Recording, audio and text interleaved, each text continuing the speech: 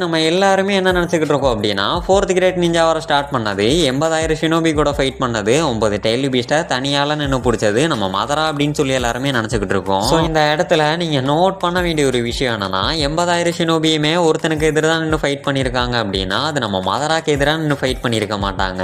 மதரா பேரில் இருக்கிற ஒபிட்டோக்கு அகைன்ஸ்டாக தான் 80,000 ஷினோபியுமே ஒன்று சேர்ந்து ஃபைட் பண்ணியிருப்பாங்க. அதை நம்ம மறந்துடக்கூடாது.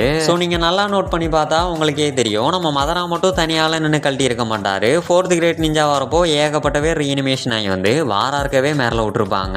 அதுலயும் நம்ம ஒபிட்டோவெல்லாம் சொல்லவே வேணாம். ரினேகனை ஆக்டிவேட் பண்றது மட்டும் இல்லாம 7 ஜுஞ்சுரிக்கிஸா அவனோட கண்ட்ரோல் எடுக்கிறத தாண்டி வாரார்க்குல இருந்த எல்லாத்தோட சக்கராவையுமே ட்ரெயின் பண்ணி விட்டுருப்பான். ஸோ அதுக்கப்புறம் தான் நம்ம மதராவே ரீனிமேஷன் ஆகி வந்திருக்காரு அப்படிங்கிற விஷயத்த நம்ம நல்லா புரிஞ்சுக்கணும். ஆனா இதுல என்ன ஒரு அல்டிமேட்டான விஷயம் அப்படின்னா, நம்ம ஒபிட்டோ 10th செஞ்சுரிக்கி ஆகும்போது அவனை எதிர்த்து நருட்டோ வேல்டே நின்று ஃபுல் வீடியோ இங்க டைட்டில் மேல கொடுக்குறேன், கிளிக் பண்ணி பாருங்க.